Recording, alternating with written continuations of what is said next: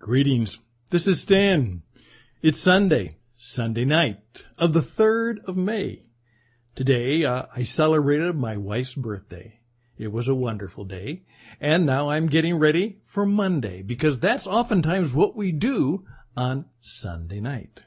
We get ready to meet the week. And today I simply want to do a little reflecting with this particular, maybe startling question. Do you have 3 drinks before breakfast? And do you use the power of the 2 chairs? There we go. 3 drinks before breakfast and the power of 2 chairs. I think you'll find it a fascinating set of stories.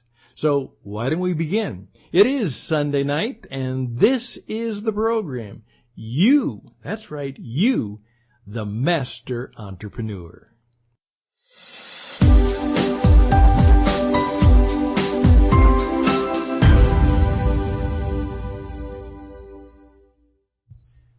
Yes, my name is Stan Houston, you, the master entrepreneur, and What It Takes Radio.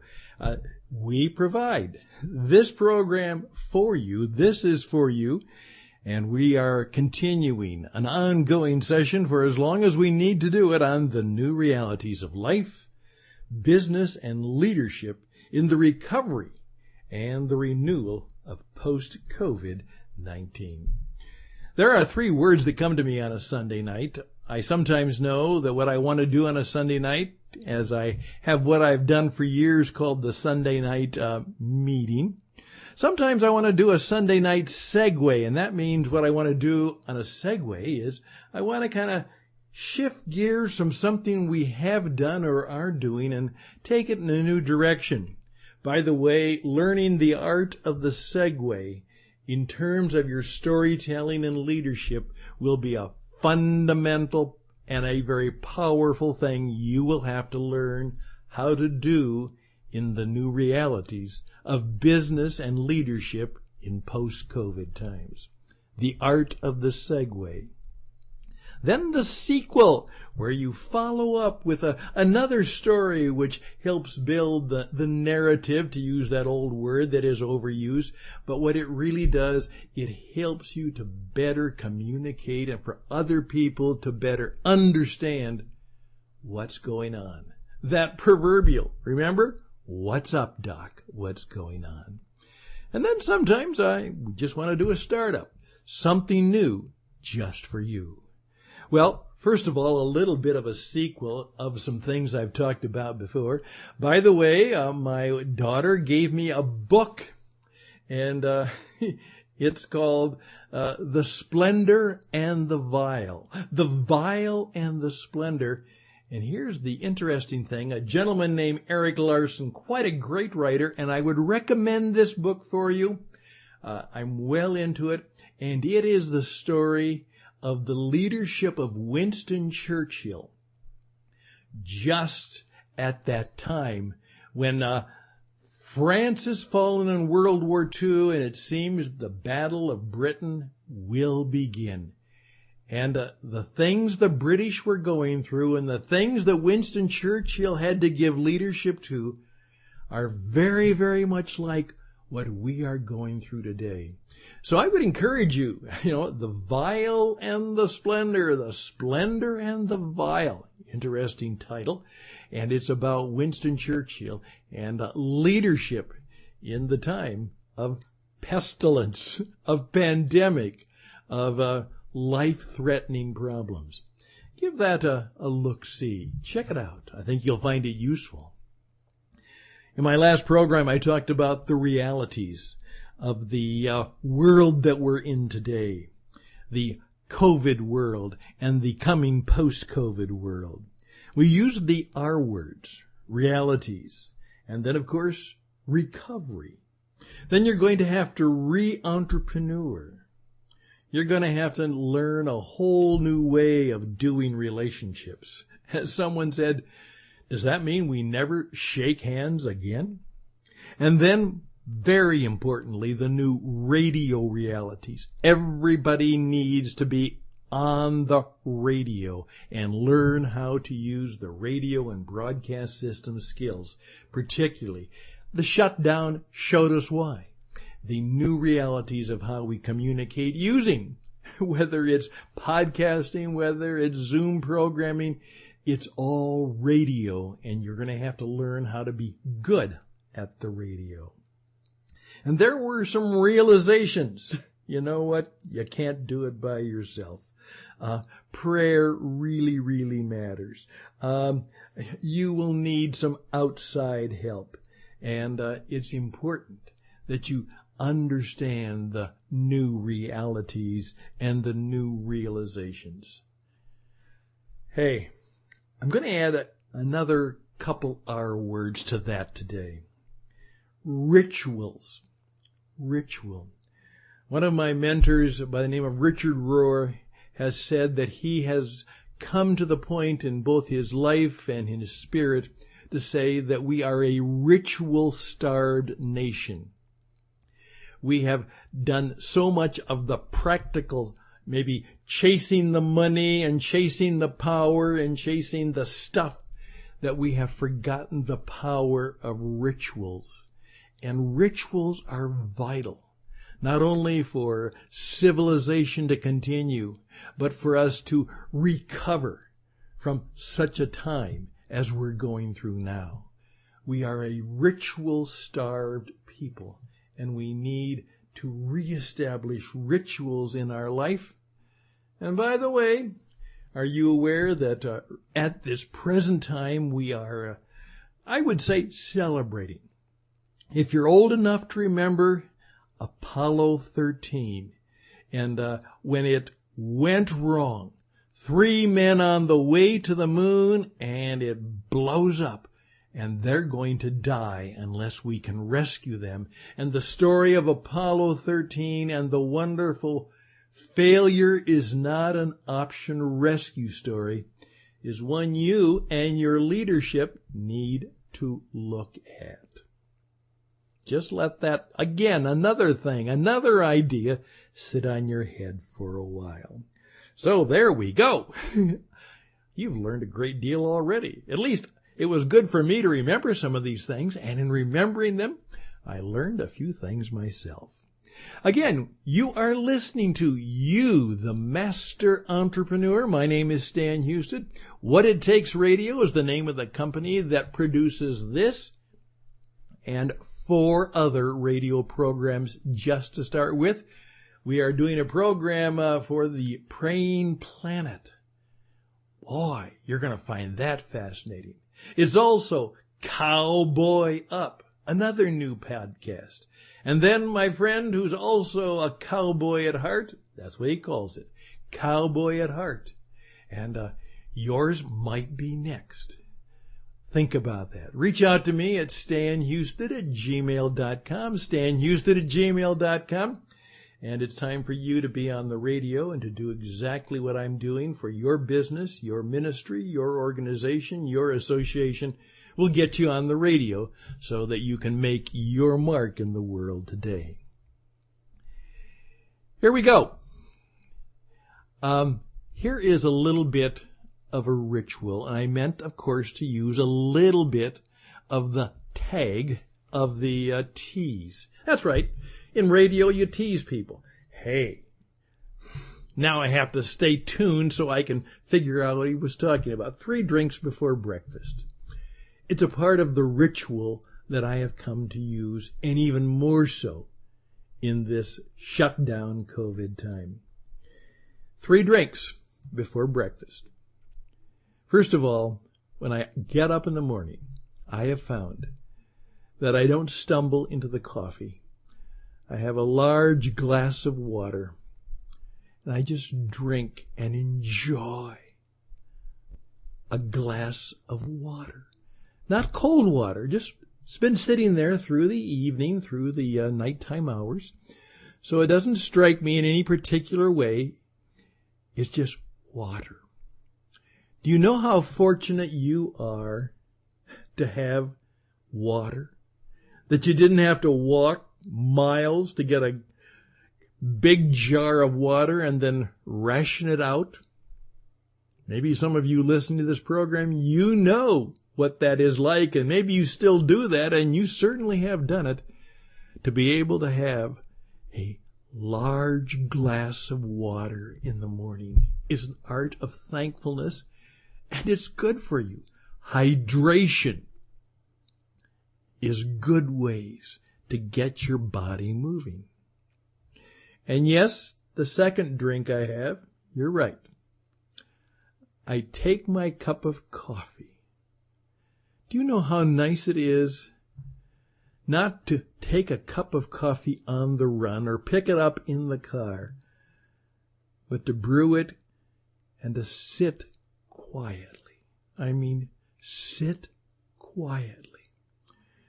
Usually maybe in the twilight of the dark and the coming day, and have a good cup of coffee. And I now am thanking God for the privilege of having a good cup of coffee. Not in a rush, not in a hurry, just sitting there and thinking and talking to God as I thank Him for the cup of coffee and ask Him to give me some thoughts and ideas for the day. Second drink is my thankful cup of coffee. Number 3, and next to the place where I oftentimes have that cup of coffee, is a small wafer, small piece of bread, and a small glass of wine. I've come to the conclusion that I'm better off if I, in my own simple way, just celebrate the act of communion, the Eucharist, the Lord's table. And it doesn't have to have a church or a fancy ceremony. It's just part of my prayers that I, in the start ritual of my day, have a cup of coffee and the Lord's cup of communion. There we go. 3 great drinks before breakfast. Think about that. And how about those 2 chairs? That's next. Hey, this is you, the master entrepreneur. We're here to help you build your business and make it work for you, and how to help you re-entrepreneur and make it through, and with flourish, with fruitfulness, hopefully with less failure and hurt in the post-recovery days of COVID-19. We are confident that in some way we can help you. Our years of broadcasting and performance coaching, and what we've learned from both the success and failures in our own life, and the success and failures, the tragedies and the triumphs, the obstacles and the opportunities of people we've worked with, in the spirit of the master entrepreneur, we believe we can help you in your business. I'm confident in some way we can.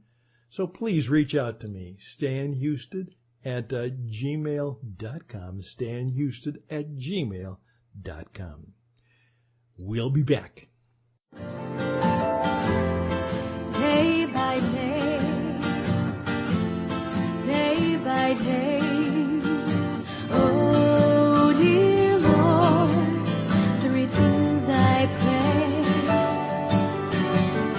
to see Thee more clearly, love Thee more dearly, follow Thee more nearly, day by day. Compliments to 2 gentlemen who've helped me with this last part. I like listening to some of the work and reading Bob Tiede, Tiede, Bob Tiede, and you can look him up And he is the question man. For the last 8 years, he has led hundreds of people to realize and understand that it's not knowing the answers, it's knowing the questions. So I would really encourage you to check out the question man, Bob Tiede, Tiede, and leadership by asking good questions. And he had a post just recently, and it was a post from a friend of his. Again, let's give credit to the people who bring brilliance into our world. Bob Bodine. Bob Bodine. Baudine. And I spell it so that you can write it down or perhaps remember it. Bob Bodine. And you can check out their stuff because it's good stuff. And may I just almost borrow, word for word, the post from Bob Bodine because it was so strikingly good as we begin this week. He said, I love that my good friend Bob devotes this space to leading with questions. Good questions are often the difference between successful people and unsuccessful people. So Bob says, let me ask you a timely, practical question. How do you start your day? Well, that's the ritual we just talked about. How do you start your day? Do you reach for the snooze? Do you stagger to the coffee maker? Go for a run? Scan the obit section? Intentional or not, we all have a routine for the day's first moments. When I was growing up, my mom would always have this loving way of nudging me towards asking myself the right questions in life. She never had all the answers, but she knew where I could find them. When I was just starting to find my way in life, she told me of a secret that was passed on to her. A secret I didn't even know was a possibility. Maybe you didn't know it either. As she talked about it, there was a serious tone in her voice, a passion, a glow that radiated from her. She told me that there was nothing that I could do or think of in life that would be more important than setting up 2 chairs right now and doing it every morning of my life. You might be thinking, why was my mom talking about furniture being the secret to the universe? Well, it's not about furniture. It's about who will be sitting in the furniture. The secret that Mom was talking about is this. God wants to spend time with each of us every morning before we begin the day. 1 chair for you, 1 for him. He wants to talk to you. Be friends. He already knows everything about you, and he wants you to know everything about him. My mom came to understand her own limitations and turned it into a strategic advantage for the rest of her life. She would always tell me that in this life, you will have trouble. It's unfortunately one of the common bonds we all share. Life will be crazy, painful, messy, and suddenly tragic. Often you don't cause it. Sometimes you do. Regardless of how it arrives, you must be prepared. This is where asking good questions becomes a difference maker. Have you noticed when things are going your way, you don't spend a lot of time asking a lot of questions? In fact, you want to knock on wood, not rock the boat, and hope life can just stay good. But we all know this is kind of a naive thinking that leads to problems. On one hand, you face some problems that you confidently believe you can and should handle yourself, a broken garage door, a flooded bathroom, a kid sick, again at daycare, or that one person at work who doesn't seem to like you no matter what you do or say. But on the other hand, there are other problems that bring so much trouble to your heart that you don't know what to do or where to turn. An accident, a job loss, a bad health prognosis, divorce papers served, a son or daughter in trouble. In times like these, you might quickly isolate yourself and start feeling hopeless. If you're truly honest with yourself, you admit that you have a lot more of the second kind of problems than you'd ever want to tell anyone about.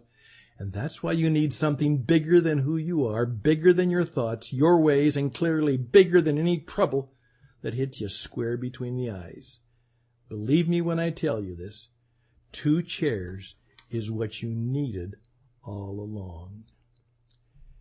Bob goes on to say, that was a routine that he learned, literally. sit in one chair and be right next to another empty chair. And that's the chair where Jesus is. And you talk to him. And you listen from him. And the mere ritual of actually having physically in place and presence 2 chairs as part of your early morning. Perhaps coffee, perhaps conversation, perhaps communion. But don't do it alone. Share it with the very Lord of the universe. You see, this is not about a fun bunch of tactics and techniques about how you'll make it through the crisis.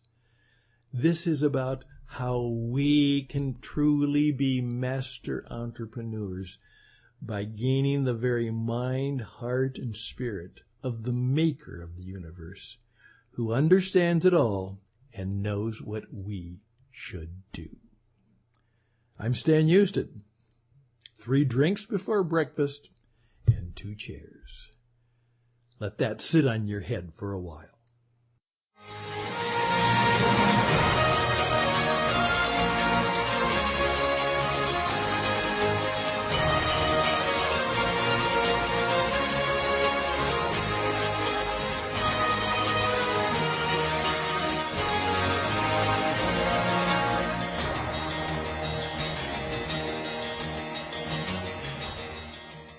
And thank you for taking 20 minutes on this Sunday night, perhaps to think of some new ways and new ideas and new thoughts for how you do every day, how you will do every week, that perhaps you will learn something in this COVID crisis that will profoundly change you, change your life, change how you do business, even to the point that in spite of all the misery and the mess and tragedy, you might even look back at it and say, it wasn't good, but God made good come from it all.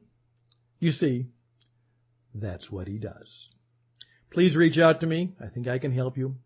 I know God can help you, and perhaps we can help one another. StanHouston@gmail.com, StanHouston@gmail.com. If it's an emergency, 520-664-7002 USA, 520-664-7002 USA. Best and blessings to you, and bye for now.